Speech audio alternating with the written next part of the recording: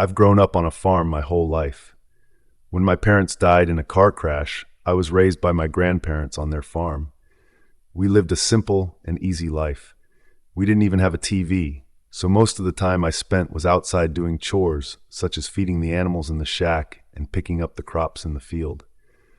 My grandparents sold their crops, vegetables, and meat from the animals to our local market about 25 minutes away from us. That's how they made their money. My grandparents were very relaxed and kind people. They would let me do whatever I wanted around the house and the farm. They even gave me my own cell phone when I turned 13. They only had one rule that they were very strict about, and that was to never go into the attic. The attic was located right in front of my room. I've only seen a glimpse of it when my grandfather went up once. I was 10 when I first saw it, and I couldn't make out anything significant as it was nighttime and there was no light in the attic when I looked. I only saw complete darkness. I never paid much attention to the attic. Oh, so it was an easy rule for me to follow. Most of the time, my grandparents' rally went up there anyway. On one night, though, when I was 14, something happened. When I was tucked in bed and ready to drift off, I heard a little sound in the attic above. It was a soft little groan, like if you bumped your foot into a chair. It wasn't for long, only for a second, but hearing it made me sit up wide awake now. I listened closely again to see if I could hear something again. Nothing at first. Just the crickets chirping outside and the cool breeze of the wind in the night. Then I heard a soft little crying, like a child's soft cry. And that's when I started to get scared. Then I started to think, and I thought, maybe it was just my grandparents. Maybe they hit something or bumped into something. This idea calmed me down, and I lay down, drifting off to sleep. The next day at breakfast, I asked my grandparents about the noises. "Nana, Papa, were you guys Lidic last night?" "I heard some noises up there," I said. They both gave each other a look as my grandfather slowly stroked his beard and then said, "What did you hear?" I told them about the groans and the cries and asked if it was them. "Yes, dear," my grandma said. "Your grandfather bumped into a light bulb and I stubbed my toe on a box. Sorry we woke you up. I didn't buy it, and I decided that night I would stay up and listen for any more noises in the attic." The day was as normal as usual. I fed the animals, picked the crops, watered the garden, and when I was done, just played on my phone. I was homeschooled, so I didn't have any friends to text.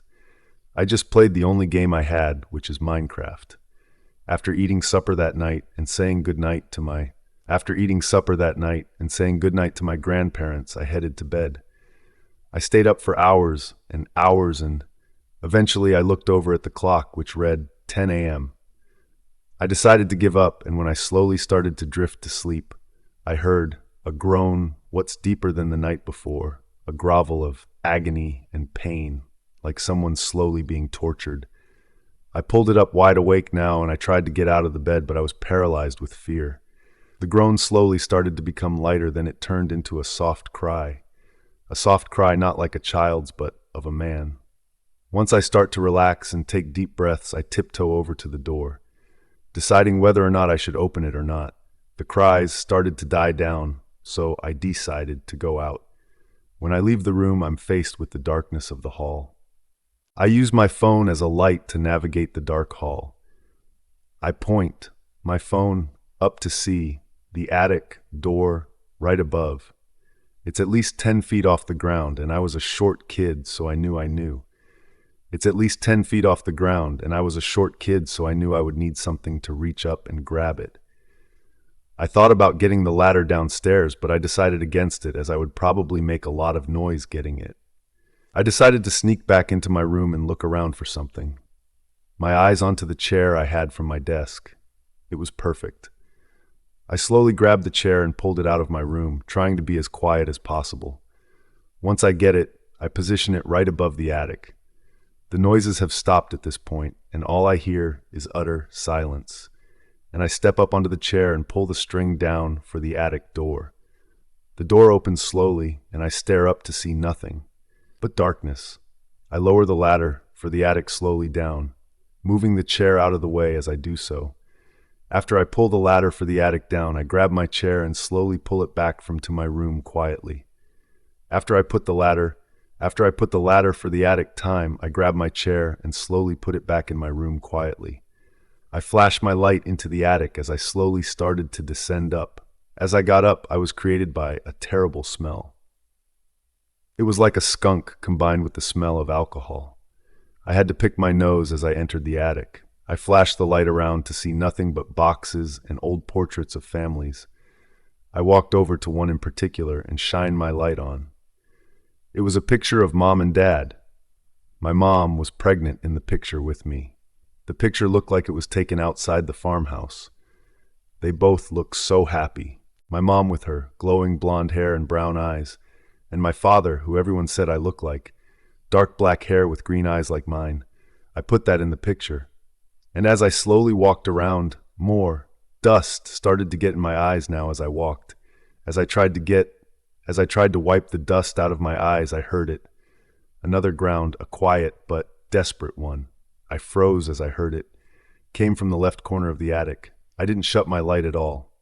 I didn't dash on my light on it. Then it's silent again. Then I slowly start to move towards the corner where I heard the sound. The only thing I can hear now is the creak of the floor beneath. As I got closer and closer to the corner, my heart was beating faster and faster. I slowly pointed the light on my phone towards the corner. As I did, I saw a cloth covering something. I slowly inched forward to the cloth and grabbed it. Slowly I took it off, and to my horror, I saw a pair of red eyes staring down at me from a cage. I gasped and jumped back the sight, terrified. I saw two deformed creatures with burnt blackened skin and red eyes bumped on me. I saw two deformed creatures with burnt blackened skin and red eyes. I saw two deformed creatures with burnt blackened skin and red bulging eyes brunt into me. They had to face. I could see their jagged yellow teeth shaped like packers. They stared at me, silent at first, looking at me, studying. Then they let out the most loud and ear-reaching scream a person could ever make. A fallacy started to growl and throw themselves to the cage trying to get at me. Covered my ears, and my heart was beating so fast I felt like I was going to have a heart attack.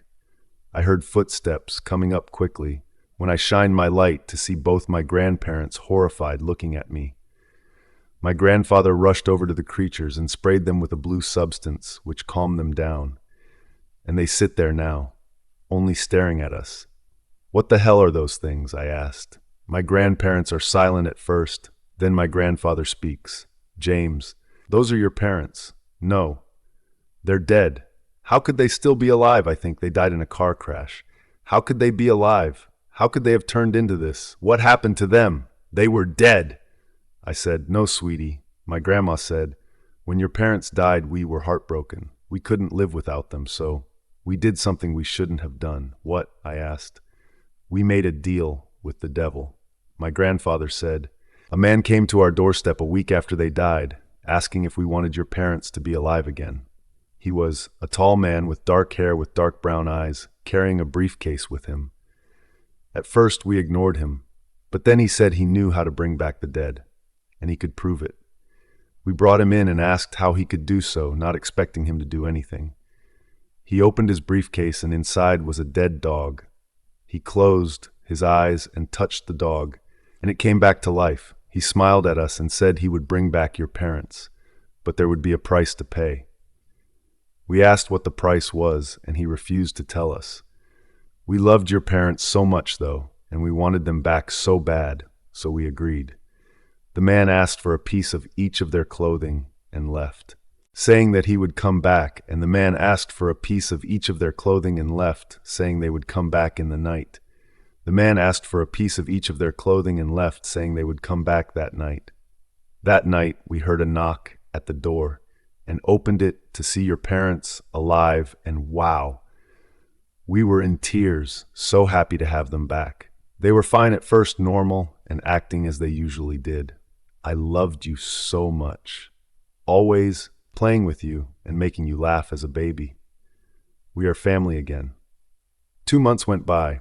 Then we noticed changes, became more aggressive, angry as time went on. Their faces started to become hardened, their teeth sharpened, and they started acting more animal-like. They also began to stare at you a lot more, not in a loving way, but a hungry way. Not in a loving way, but a hungry way. Not in a loving way, but a hungry way. They would drool as they watched you sleep. We watched in horror at what was happening, and we made a mistake. And so, we tried to kill them. We brought them into an old warehouse near the farm, carrying you as bait. Once they entered the building, we burned the place down. But they couldn't die. They came back with their skin and face burned off. Whose by some miracle we find out that they hated soap. If we hadn't, they would have eaten you that night. We trapped them in these hunting cages where they've been for the last 12 years. We told you not to come up here because we knew if they saw you again, they'd get hungry. As my grandfather said this, my parents began to run to the cages, banging on them, trying to escape. They pounded and pounded on the cages until finally the lock slapped off. They pounded and pounded them on the cages until finally the lock snapped off. "Run, James, run," my grandparents said. "We'll hold them off. We love you, son." "We'll hold them off. We love you, son," my grandfather said. I see in horror as my grandfather tried to spray the soap at them, but they were too fast and they started to tear him up. But they were too fast and they started to tear them apart, ripping off his arms and legs. I turned and ran, ignoring the screams of my grandfather and grandmother. I hurried down the stairs, not closing the attic as I do so. I ran downstairs and out of the house. I didn't know where to come. I knew I couldn't have run them, so I decided to head into the farmhouse and hide in there. I ran as I started to hear my parents growling in the house, and I made it back into the farmhouse and decided to hide behind a haystack in the back. Once I positioned myself, I waited. It was silent now. I only heard it was silent now, only the animals snoring softly in their sleep. Then I heard them. My parents came, growling slowly and sniffing around. I knew they would track my scent if I didn't do something. I looked around and saw a pool of mud right next to me and started to splash and rub myself with some, quickly but quietly. I can hear something coming closer, crawling slowly towards the haystack where I was in. He looked through people in the hay and saw them sniffing, trying to smell me. I held my brothers. I saw them sniffing, walking around slowly. Then I saw their shadow forms walk away from the farmhouse and start to run away. I didn't dare move until they heard of my sight. Once they were gone, I collapsed them and I cried until I somehow fell asleep. When I woke up, I saw it was sunny outside. I stood up slowly and walked out of the farmhouse. I walked to the house, seeing portraits and paintings all broken. Windows were smashed also along with our dinner table. I slowly went upstairs, trying not to step in any glass as I do so. Once I got up, I saw the attic was still open with the ladder down. I walked slowly, and when I got to see the horror, the remains of my grandparents. My grandfather was a bloody mess. Hands and legs ripped off along with his ears and nose. His face had also been torn and ripped up. My grandmother's eyes were gone, scratched out, and I could hear her heart had been, and I see her heart has been ripped out of her chest. I threw up at the side of a kind of cry. The image of their dead bodies are still in my head today, forever giving me nightmares. I pulled myself together, though, after a minute, and grabbed my phone that was somehow I forgot was in my pocket. I pulled myself together, though, after a minute, and grabbed my phone that somehow I forgot was in my pocket and dialed 999 when the police came. I told him a wolf had sneaked into the house and killed my grandparents. I told them I hid in the farmhouse from it, waiting until morning to finally come out. I knew they wouldn't really believe what happened to them. I haven't told the truth. I haven't told anyone the truth about what happened until now. I haven't fully recovered from the trauma of what happened that night. After the funeral, I went to go live with my uncle in New York. I'm 18 years old now as I write this. On the news of this morning, a child got lost in the woods of Denver and was found ripped apart with its head gone. So I write this as a warning to everyone. Stay away from the woods in Denver, and please listen to your loved ones. If they tell you not to go or do something, don't do it. They are only protecting you from the evil of this world. The devil is real. monsters are real.